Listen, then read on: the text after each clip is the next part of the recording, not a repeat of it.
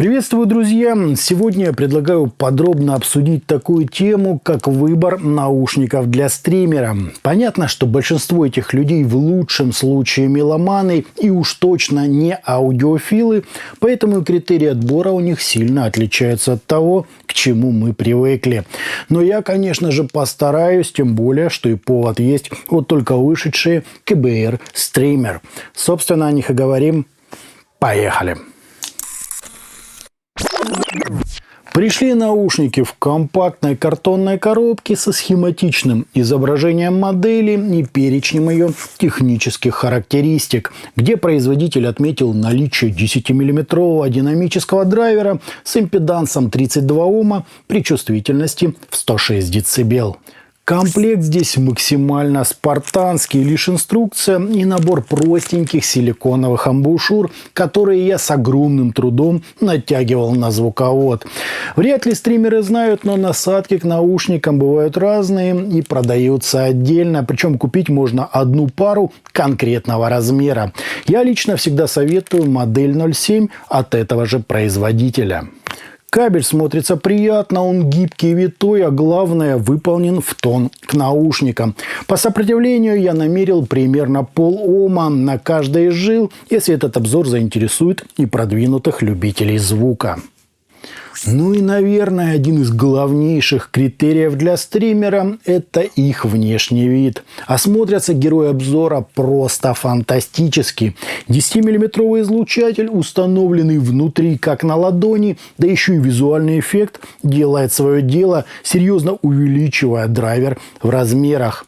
Здесь же находится небольшое отверстие для компенсации, и, если присмотреться, видна трубка, ведущая от динамика в металлический звуковод. И вроде все шикарно, пользоваться ими удобно, заушная посадка не ограничивает в движении и убирает трение об одежду, но вид внешней части, на мой вкус, все немного портит. Да, изнутри они выглядят потрясающе, но видеть-то буду только внешнюю часть. Думаю, стоило бы и ее оставить прозрачной. Вот так, друзья, это все и смотрится.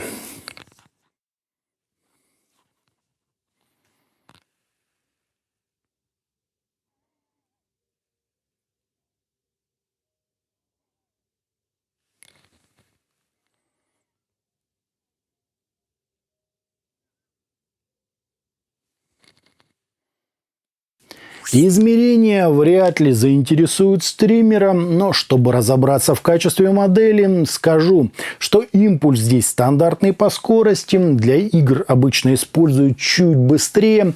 Между каналами есть легкий разбаланс, но в пределах допустимого. Ну а искажения тут вообще рекордные, всего 0,75%, то есть считай, что нет их вообще.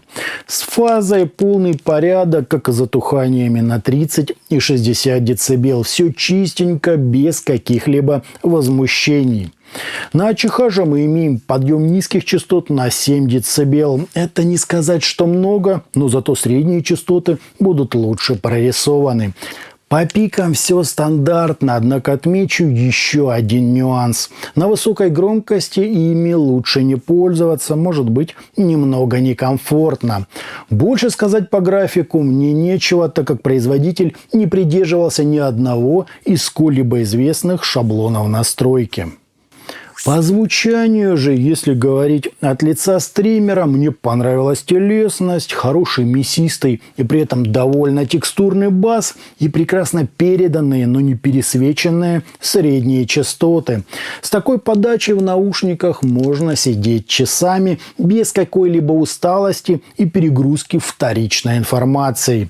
Позиционирование у наушников точное, прекрасное разделение, неплохая скорость атак и достойная детализация. Но и еще один важный момент – им не требуется какого-то особенного усиления или дорогого источника. Встроенной карточки будет более чем достаточно, что исключает всякие дополнительные траты и усложнения тракта на микшере. Для мониторинга они, на мой взгляд, подходят на все 100%. Ну и для объективности я немного в них поиграл. Конечно, это не уровень наушников из моей коллекции, но фоновая музыка и тембр голоса прямо очень к себе располагают. Главное, что нет этого аудиофильского упора на разрешение и чрезмерную яркость. В тематике стрима это явно лишнее и только мешает процессу. Из других аналогичных моделей, правда, чуть дороже, могу назвать Celeste Phoenix Call, где импульс реально игровой, внешняя часть чуток поинтереснее, ну а внутренняя ровно столь же эффектная. Правда, они имеют тот самый уклон в высокие частоты и разрешение, значит, будут напрягать и быстрее утомлять ваш слух. Ну и там, куда сильнее выражен тоннельный эффект. Это явное ограничение звука слева и справа. Выбирать, конечно, вам, но я бы в силу характера звучания остановился бы на более комфортных и басовитых KBH Streamer. Тем более, что бас тут не наползает на середину, все прекрасно разделено и очень музыкально. Для аудиофилов и воинствующих меломанов, если таковые забредут в данный обзор, эти наушники, скорее всего, не подойдут. Они сделаны с прицелом на стримеров, у которых, как вы понимаете, совсем другие цели и задачи.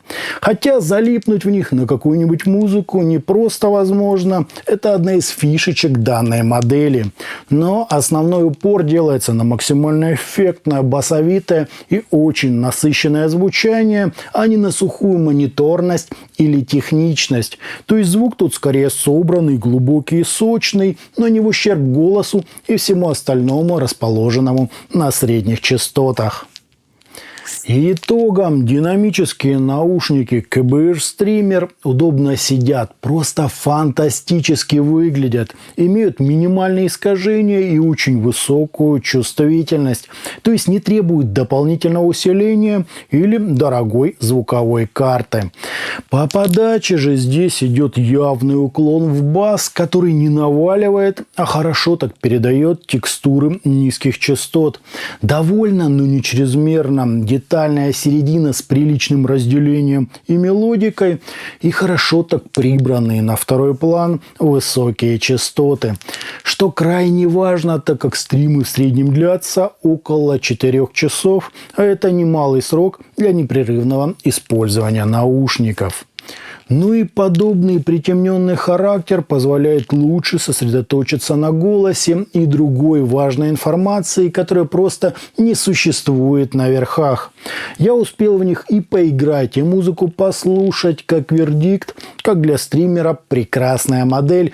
Вообще по-другому начинаешь смотреть на фоновую музыку как жанр. И утомляемости за 4-6 часов как не бывало.